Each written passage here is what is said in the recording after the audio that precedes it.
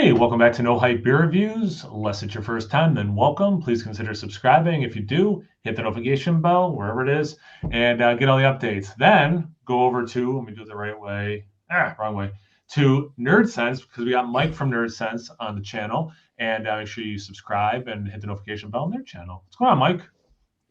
I'm chilling, man. Just got home from work, and very excited that this is where my evening is going. Yes, yeah. Mike worked a very long day. You want to tell the people at home how many steps you had at work today? Was it 20,600 or something like that? So Mike needs a beer, I think is the short version of that. So yeah, I'm super stoked. This worked out great. Sean's out of town, and I think he was the one who's like, "Yeah, I'm out of town. And if you guys want to do a review together, it's like, yeah. I mean, we don't have to wait till you're out of town to do that, but yeah, heck yeah." So this is Baby Octopus. I think we have to talk about how awesome this is. Like this looks so cool. Dan It's a Jet. little, it's a little Hanna-Barbera-ish, isn't it? Yeah, I was trying to like because it's not exactly Disney or Hanna-Barbera, but like it has that influence for sure, Yep. through his lens. Yeah, he does a lot of cool, different stuff. His work when he takes buildings, when he personifies an inanimate object, is always my favorite. But this is really rad. All right, so it's a mosaic hopped American Pale Ale, 6% ABV.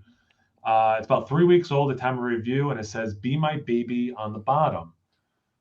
Anything else before we open it up?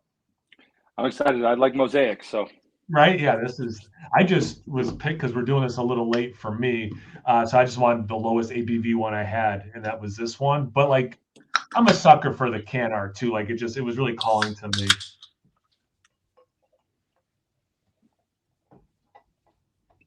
And since Sean's not around, we didn't have to talk about are we using the same glass or blah blah blah. oh, that's funny. I actually thought about it because I'm so used to Sean. So So, I mean, that's pretty darn hazy and all that. I would have thought it would look a little thinner being a pale ale, but I mean, it's got some real heft look to it.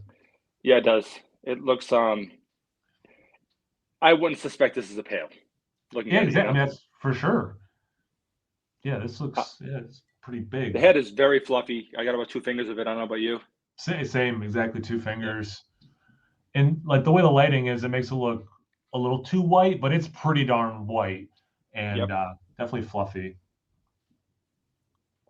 What do you get for the color here? Well, yeah, when I take it off camera, sorry everyone, and put it by the light, it's a pretty good mix of orange and yellow. I don't know which one I would even say it's more dominant. Yeah, I think you're about right. It's an interesting color. It's not quite orange, not quite yellow. It's Yeah, like like but it's not just I would orange. say like Yeah, a it's kind coppery of, yellow in a way. yeah, I like that. Like peach puree. How about that? I don't know. Just, That's exactly what it is. Yeah. yeah, There there we you go. go. There we go. All right, how about the aroma, Mike? Whoa. I'm getting tons of like candy and berry. Yeah, it's almost a point of like cotton candy A little bit. because yeah, it for sure has confectionery.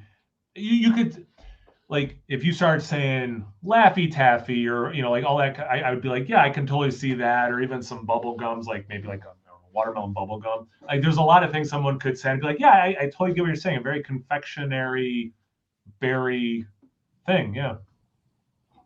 Yeah, honestly, in a way, it almost reminds me a little bit of like like the beach or like the summer fairs where there's almost like because there's so much cotton candy and all these other things that are Yeah, being made, you just kind of get those sort of candy kind of aromas in the air. I like that. It's Saltwater has, it, it's beautiful.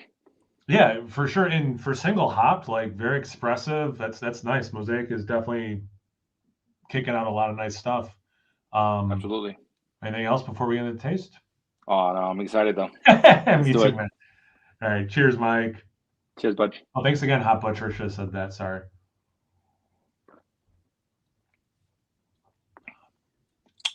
That's really nice. So, Wow. That. do you want to get us started? No, you go first. I started with the nose. So I was just gonna say, like going back to the look, kind of looks bigger than a pale ale. This drink's bigger than a pale ale. Like, I mean, there are elements that like the bitterness is what I would think their New England style pale ale would be, but it's got the heft, it's got the flavor of something easily an IPA, if not, I think it's like 6%, right? Yep. Right. Well, okay. So I got it started. You go. What are some thoughts? Yeah. Honestly, I feel like this has a beautiful mouthfeel. It's really just coats the mouth, but it's light and airy and delicious. But I think the flavor is pretty much what we got on the nose. It is Yeah. very, very that summer berries and in confectionery sort of um, like carnival candy kind of a Yeah. taste. But I do think that the finish is nice, a little bit dry, Yeah. and it kind of invites you to keep on taking sips of this gorgeous Mosaic forward beer. Yeah, it could be a crusher that way because it's yeah it has a pleasant aftertaste and all that, but it does make you want more versus just like let it sit there. It's very inviting that way. In the aroma, I mostly got that confectionery thing, not as much real berry. Hmm. Whereas in the taste, I get the confectionery stuff, but I get some real berry. And not for nothing, I haven't been getting a ton of berry out of Mosaic in a while. So like that's pretty cool. I always pick on Galaxy. I used to get pineapple more, but same thing with Mosaic. I used to get berry a lot more, and it just hasn't been a common occurrence. So it's kind of just cool and pleasant that way. I actually like to right as it's about to finish because it has that really nice finish at the end. I actually do start to get some of those cereal grains too. You know, Yes, like so you're getting all parts of the beer, like yes. kind of having its time to shine. I would say, yeah, that hits more how I think a pale ale would. So that's, yeah, that's like not walking the line, but that's not the right term. But how it's navigating almost two worlds, right? It does have the pale ale stuff, but then it has bigger.